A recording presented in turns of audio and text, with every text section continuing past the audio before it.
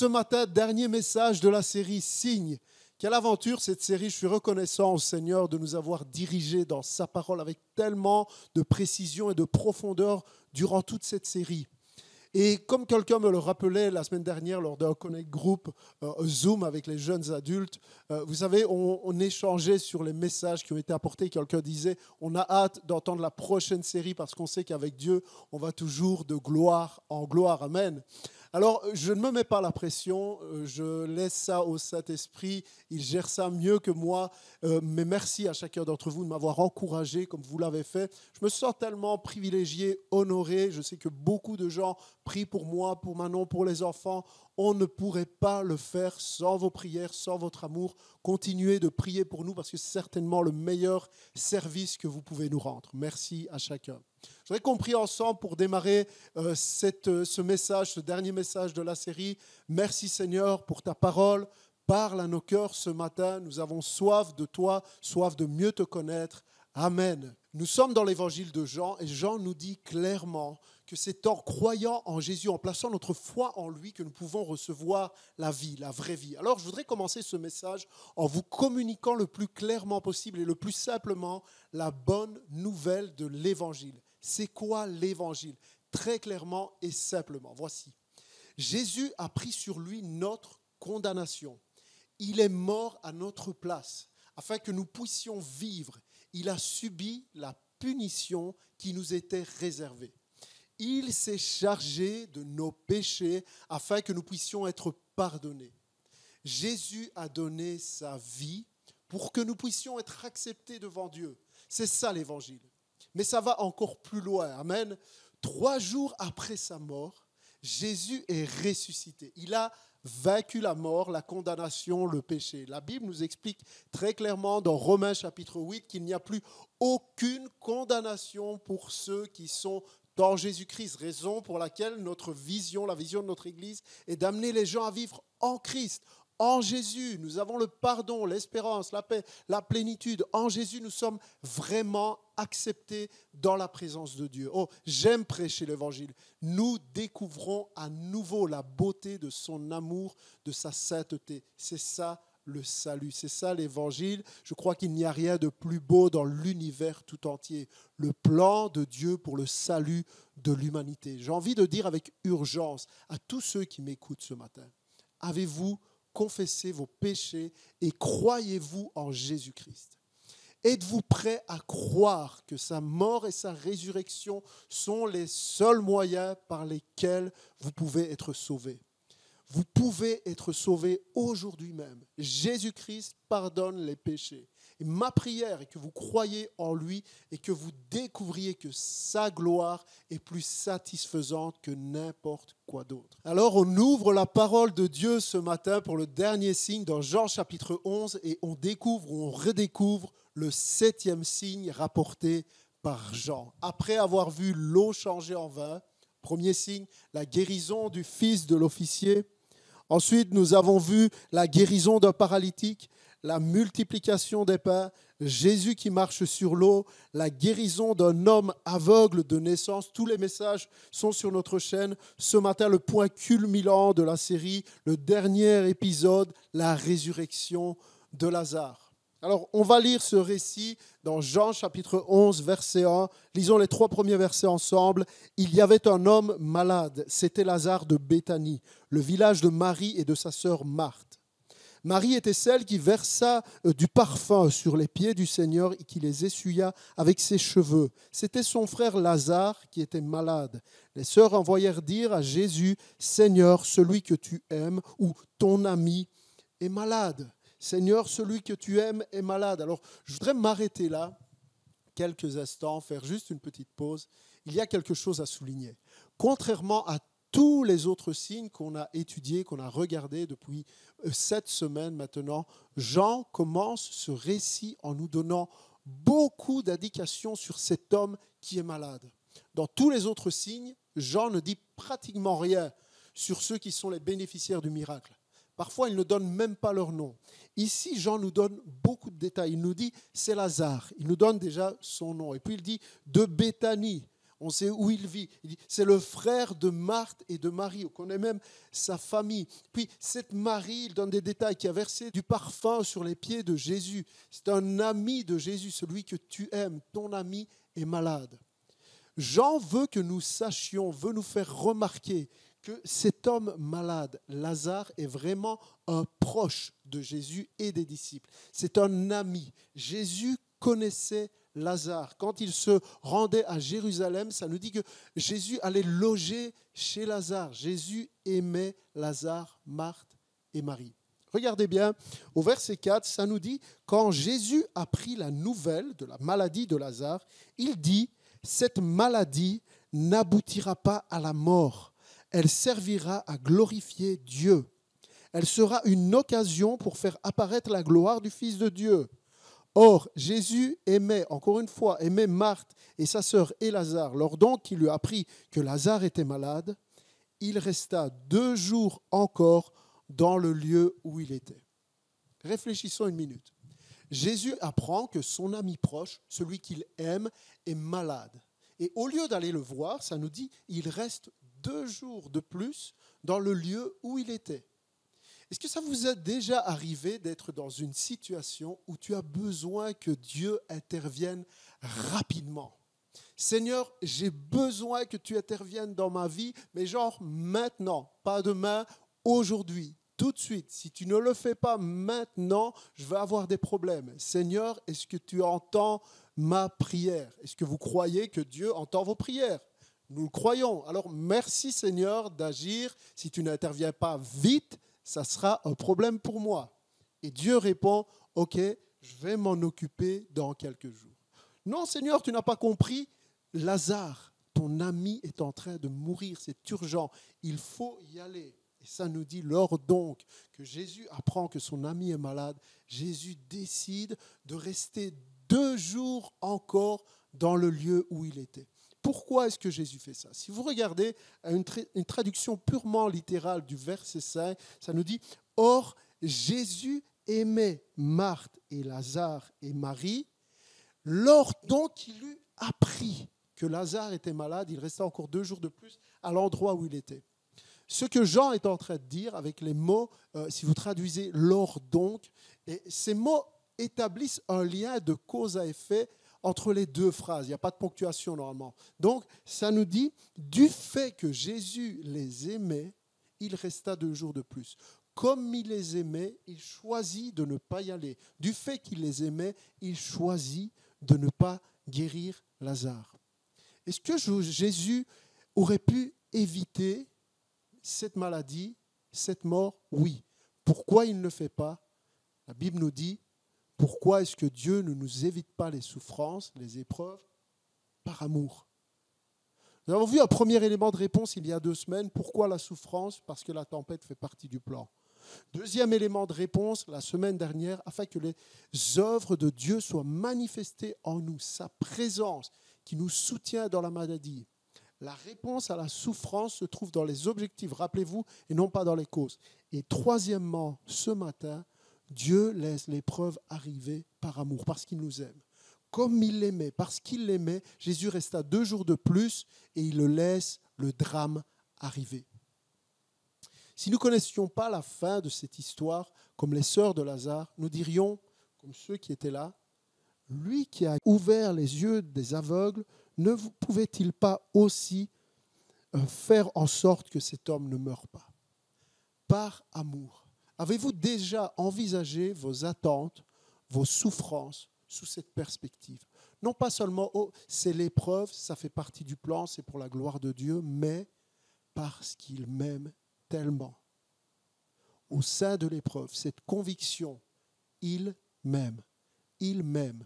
Dieu sait qu'il y a des événements qui arrivent dans la vie, qui peuvent t'amener à te poser la question, mais est-ce que Dieu nous aime ?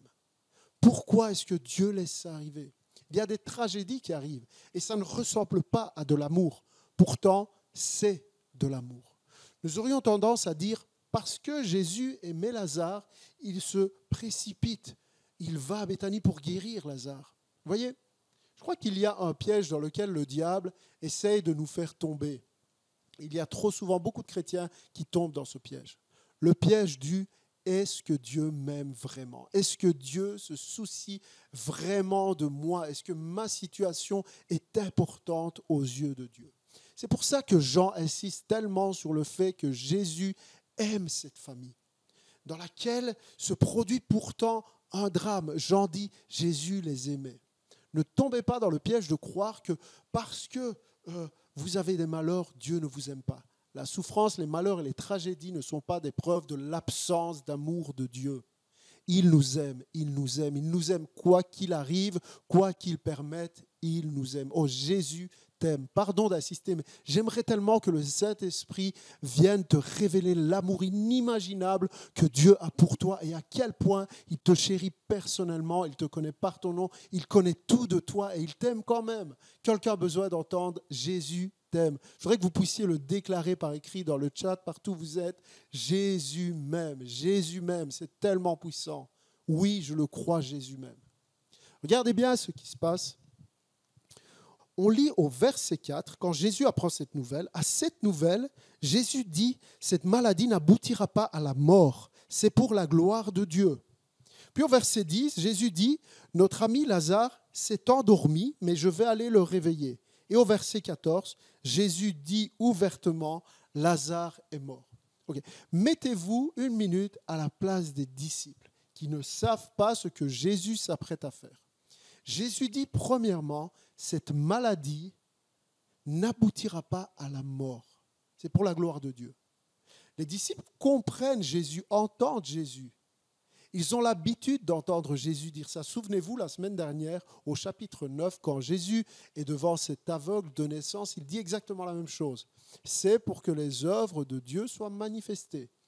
C'est pour que la gloire de Dieu éclate. Et juste après avoir dit ça, au chapitre 9, il guérit l'aveugle. Donc, on commence à comprendre comment Jésus fonctionne. Quand il dit c'est pour la gloire de Dieu, généralement, juste après, il guérit le malade. Jésus vient de le faire, en plus avec un inconnu. Il y a comme un schéma qui devient prévisible. Attention avec les schémas prévisibles quand on parle de Dieu. Autant les cieux sont élevés de la terre, autant ses pensées sont élevées au-dessus de nos pensées. Donc Jésus déclare cette maladie n'aboutira pas à la mort. Puis il déclare Lazare dort et les disciples répondent ok, s'il s'est endormi, il sera guéri. Et puis au verset 14, Jésus leur dit Lazare est mort. Seigneur, tu as dit qu'il ne mourrait pas par cette maladie. Ça n'aboutira pas à la mort. Oui. Tu as dit qu'il dormait. Oui. Il est mort. Oui. Il y a un truc qu'on a du mal à saisir. Voici ce qu'il faut comprendre. C'est vraiment puissant. Quand on marche avec Jésus, il y a les faits et puis il y a la vérité qui sont deux choses différentes. Quand on marche dans la foi, les faits ne déterminent pas la finalité des choses. J'aimerais juste que vous compreniez que votre situation, les faits, ne dictent pas la finalité des choses avec Dieu. La parole de Dieu est l'autorité suprême, y compris en ce qui concerne les faits. La parole de Dieu a autorité sur toute circonstance. Je sais que vous pouvez avoir dans votre vie des faits qui contestent la vérité. Mais les faits et la vérité ne sont pas la même chose avec Dieu. Voici comment l'apôtre Paul explique ce principe. 2 Corinthiens chapitre 4 verset 18 nous dit « Et nous ne portons pas notre attention sur les choses visibles, sur les faits, mais sur les réalités encore invisibles. Car les réalités visibles ne durent qu'un temps, mais les invisibles demeureront éternellement. » Paul est en train de dire « Il y a des faits visibles et puis il y a la vérité. » qui n'est pas encore visible, mais nous choisissons de porter notre attention sur ce qui est invisible, la vérité. Non pas sur les faits, mais sur la vérité. Le fait est que vous avez peut-être un rapport médical qui est négatif et déchirant. Mais la vérité se trouve dans Ésaïe 53 qui dit que dans ses meurtrissures, nous sommes guéris. Amen. Alors peut-être qu'il faudrait commencer à arrêter de citer les faits et commencer à déclarer la vérité. Est-ce que quelqu'un est d'accord avec moi ce matin? Le fait est que tu n'es pas suffisamment qualifié pour accomplir l'appel qui est sur ta vie. Mais la vérité est que tout est possible à celui qui croit. Le fait est que nous sommes en confinement et que les églises partout dans le monde devraient se disperser et s'affaiblir. La vérité est que Jésus a dit « Je bâtirai mon église et les portes du séjour des morts ne prévaudront pas contre elle ». Le fait est que tu n'as pas assez de ressources. La vérité est que ce qui est impossible aux hommes est possible avec Dieu. Le fait est, ça fait peut-être 10 ans que tu es dépendant, la vérité est que tu es déjà victorieux pour Dieu. Le fait est que tu pries depuis 10 ans pour tes parents, pour tes enfants qui sont loin de Dieu et tu as l'impression que ça devient pire chaque jour. La vérité est que Dieu entend tes prières, il recueille tes larmes. Oh, quelqu'un devrait dire Amen ce matin si nous commencions à déclarer la vérité au lieu de citer les faits. Jésus a dit, quand vous priez, dites que ta volonté soit faite sur la terre comme aux cieux. Il y a une réalité du ciel qui doit devenir une réalité sur la terre. Prie afin que les choses visibles s'alignent aux choses invisibles, que ce qui est vrai dans le ciel devienne vrai sur la terre. Guérison, liberté, abondance, que tout cela soit vrai, visible, que ta volonté s'accomplisse sur la terre comme au ciel. Si tu as reçu une promesse, peu importe les faits, attends-toi à la voir s'accomplir. Oh, j'aime tellement ça, écoutez bien. Jésus a déclaré la fin d'une chose au début de l'histoire. Il dit, il apprend la maladie, il dit, cette maladie n'est pas pour la mort, mais pour la gloire de Dieu. Exactement comme il dit à l'aveugle, on l'a vu la semaine passée, c'est pour montrer les œuvres de Dieu. Exactement comme il a dit à l'officier, ton fils vit. Jésus fait toujours la même chose et c'est encore vrai aujourd'hui pour toi, mon frère, pour toi, ma sœur. Jésus déclare la fin au début parce qu'il est l'alpha et l'oméga. Il est le début et il est la fin. Il est le commencement et la fin. Donc, peu importe ce qui arrive au milieu, la fin est déjà écrite et la fin, c'est la gloire de Dieu qui éclate et c'est ton bien. Oh, c'est vraiment bon ce matin, je parle à quelqu'un, l'ennemi va toujours venir au milieu de l'histoire. Il vient après que tu aies reçu la parole et il va essayer de gâcher le milieu parce qu'il ne peut pas changer la fin, elle est déjà écrite. Il va essayer de te convaincre que Dieu ne t'aime pas.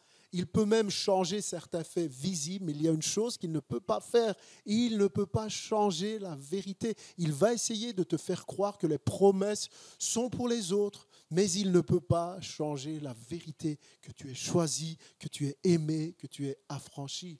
Il ne peut pas changer la fin de ton histoire, car la fin a déjà été écrite par le roi des rois, le Seigneur des seigneurs. Est-ce qu'on peut lui rendre gloire ce matin? Chacun, dans toutes les maisons des chrétiens de l'Église Nouvel Impact, le diable s'attaque à nos pensées. Il vient nous raconter des histoires, mais quand il fait ça, tu peux lui raconter la fin de l'histoire. Jésus sur son trône qui règne pour toute éternité. C'est la vérité qui a autorité et non les faits. Autorité. C'est important. Écoutez-moi encore une minute là-dessus. Parce que votre conscience de son autorité déterminera toute votre marche chrétienne et votre conscience de son autorité déterminera votre niveau de foi. Je ne peux pas juste réduire ce récit de la résurrection de Lazare à une question de foi. Parce que s'il était question de foi, Jésus aurait simplement dit « Va, Lazare est guéri, Lazare est guéri ». La foi est une ferme assurance des choses qu'on espère, une démonstration de celles qu'on ne voit pas. Alors oui, vous avez besoin de foi. La foi est notre encre. Mais personne ne prend une encre et la jette à l'eau sans l'attacher, sans qu'elle soit connectée à quelque chose de solide. Parce que vous allez perdre l'encre. Vous avez besoin de connecter l'encre à quelque chose de fort. Et ma foi doit être connectée à l'autorité de Jésus, à l'autorité suprême, ultime de sa parole, l'autorité de son pouvoir, l'autorité de la vérité. Parce que si vous ne croyez pas qu'il a autorité ultime, même sur les faits que vous voyez, même sur les choses visibles que vos yeux voient, alors votre foi ne pourra pas grandir. Il y en a, ils ne voient pas les choses bouger dans leur vie et ils pensent qu'ils ont un problème de foi. Laisse-moi te dire, tu n'as pas un problème de foi. Ta foi est bonne. Tu as juste besoin que ta foi soit connectée au bon endroit, dans une conscience de l'autorité absolue qui est dans le nom de Jésus. Quand tu prends conscience de son autorité, ta foi s'élève à un autre niveau. Quand tu prends conscience de son autorité, ta foi s'élève. Et quelqu'un a besoin de comprendre qu'un mot de Jésus, un regard de Jésus, un geste de Jésus, et tout peut changer dans ta vie. Qui peut se comparer à l'autorité ultime de Jésus? Regardez ce que Jésus a répondu à Marthe. Si tu crois, tu verras la gloire de Dieu. Croire en son autorité ultime sur toute chose, y compris sur les faits, son frère est mort. Sois conscient de l'autorité de Jésus. Pour ta souffrance, dans ton épreuve, conscient de son autorité pour ta situation. Peu importe, pour ta jambe, pour ton dos, pour tes yeux, pour ton fils, ta fille, ton mariage, pour ton célibat, pour tes combats, pour tes luttes, pour ton cancer. Jésus a toute autorité dans le ciel et sur la terre. Pourquoi c'est important dans la marche chrétienne d'être OK avec l'autorité ultime de Jésus? Parce que vous voyez, si vous doutez de l'autorité de quelqu'un, vous doutez aussi de la validité de ses paroles. Si je ne crois pas que vous avez une véritable autorité, je peux douter de vos promesses. Vous avez déjà sûrement été dans un magasin pour vous plaindre d'un achat et vous tombez sur un employé qui vous dit quelque chose qui est contraire à ce que vous savez, à ce que vous croyez. Alors, vous répondez gentiment parce que vous êtes chrétien et vous dites, ne vous fâchez pas, mais est-ce que je peux parler à votre responsable, s'il vous plaît? Tout le monde a déjà fait ça. Jésus est l'autorité suprême. Jésus est le boss, le roi des rois, le seigneur des seigneurs. Et tu as un accès direct à Jésus. C'est pour ça que je ne comprends pas certaines religions chrétiennes qui passent par des intermédiaires. Nous avons accès à Jésus. Et la Bible dit que quand Jésus est mort sur la croix, le voile a été déchiré. Nous avons un accès auprès du Père au travers de Jésus. Je ne sais pas si je vous ai déjà raconté, mais au début de notre mariage, alors qu'on emménageait dans notre petit appartement, vous savez, quand on emménage à une nouvelle adresse, il y a toutes sortes de démarches qu'il faut faire avec les fournisseurs d'électricité, de gaz, Internet, tout ça. Et je me souviens que Manon s'occupait de toutes ces démarches. Et un jour, j'étais à la pièce d'à côté et je pouvais l'entendre discuter avec quelqu'un au téléphone et hausser un peu le ton, vous voyez, en mode « pardon, pardon ». Et elle dit « non, madame ». Vous n'avez pas besoin de parler à Monsieur Chiazza parce que vous parlez à Madame Chiazza ici. Et ce que vous voulez lui demander, vous pouvez me le demander. Et ce que je vous dis, c'est lui qui vous le dit. Elle était en train de dire son nom et mon nom, son autorité et mon autorité. Oh, le même esprit qui habite, qui a ressuscité Christ, habite en nous. Est-ce que tu réalises que tout pouvoir lui a été donné dans le ciel et sur la terre? Alléluia. Il a le pouvoir, il a l'autorité, il a le dernier mot. Le fait est que Lazare est mort, mais Jésus marche vers Béthanie. Les faits sont là, mais la parole a été prononcée et on va marcher par la foi. Peu importe ce qui vient contre toi, ne te laisse pas arrêter par les faits. Cours vers ta destinée, marche vers Béthanie. Il y a une porte que nul ne peut fermer. Apocalypse chapitre 3. Poursuis l'appel de Dieu. Écoute la parole de Dieu. Lisons verset 17. Ça nous dit, Jésus étant arrivé, trouva que Lazare était déjà depuis 4 jours dans le sépulcre. Et comme Béthanie était près de Jérusalem à 15 stades environ, beaucoup de Juifs étaient venus vers Marthe et Marie pour les consoler de la mort de leur frère. Quand Marthe apprit que Jésus approchait du village, elle alla à sa rencontre. Marie, elle, resta à la maison. Marthe dit à Jésus, « Seigneur, si tu avais été ici, mon frère ne serait pas mort. » Oh, je peux imaginer la fumée qui sort des narines de Marthe, la sœur de Lazare, quand elle apprend que Jésus est finalement arrivé. C'est frustrant. Parce qu'elles ont vu leur frère mourir sous leurs yeux sans pouvoir rien faire, alors qu'elles savaient très bien que si Jésus avait été là, il aurait pu faire quelque chose. Il a fait pour tellement d'autres personnes. Il va le faire pour nous aussi. On est ses amis quand même. On a tellement fait beaucoup de choses pour lui. Jésus nous doit quelque chose. C'est ton tour, Jésus. Jésus ne te doit rien. Jésus a guéri tellement d'autres personnes. Pourquoi est-ce qu'il ne l'a pas fait pour nous? Pourquoi est-ce qu'il ne l'a pas fait pour moi alors que je le sers tous les dimanches? Oh, comme si ce n'était pas assez difficile d'attendre un miracle. Mais que faites-vous quand vous attendez le miracle et que Dieu vous fait regarder quelqu'un d'autre recevoir le miracle?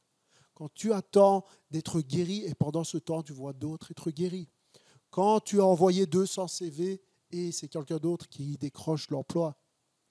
Quand tu attends pour avoir un bébé et d'autres postent des photos de leur bébé, que faites-vous? Quand tu attends pour trouver la bonne personne et tu te gardes pur, mais tu vois des couples qui se forment partout et tu te sens tellement seul, que fais-tu quand tu attends ton miracle et tu regardes quelqu'un d'autre le recevoir?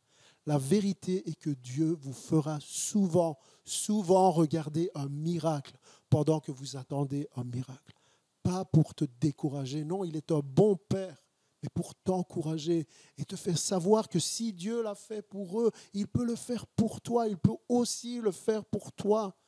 Il ne fait exception de personne et si Dieu les bénit, il peut et il veut aussi te bénir. Ne sois pas jaloux, ne hais personne. Le même Dieu qui le fait pour eux est fidèle pour toi aussi. Maintenant, il y a une espèce d'idéologie qui est fausse dans le monde chrétien. Quand certains disent « Oh, Dieu l'a fait pour moi, il va faire la même chose pour toi ». Ce qu'on pense généralement quand on dit ça, c'est que Dieu fait exactement la même chose pour tout le monde. Et ça, c'est faux. Ce qui est vrai, c'est que Jésus est fidèle pour tous, mais il n'agit pas de la même manière pour chacun. Parce que l'aveugle, dont on a parlé la semaine passée, demandait une guérison, et il a eu une guérison. Marthe et Marie aussi demandaient une guérison. Et voici tous les trois devant Jésus. L'aveugle, Marthe et Marie. Marthe et Marie n'ont pas reçu une guérison, c'est vrai.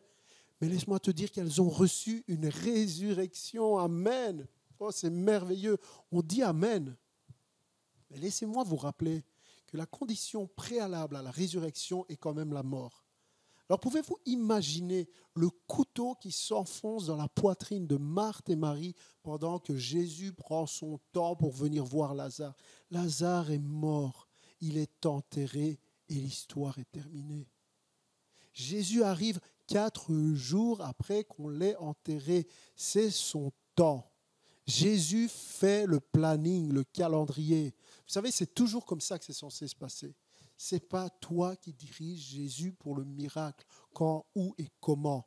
Jésus dirige. Jésus décide le quand, le où, le comment, il va le faire. Il est le chemin, il est la vie. Nous ne sommes pas censés diriger Jésus, c'est lui qui est supposé nous diriger. Et Jésus arrive au sépulcre. Et tu peux entendre les gens murmurer. Quelques-uns disaient, il a bien rendu la vue à l'aveugle. N'aurait-il pas pu empêcher que Lazare ne meure? Jésus dit, enlevez la pierre.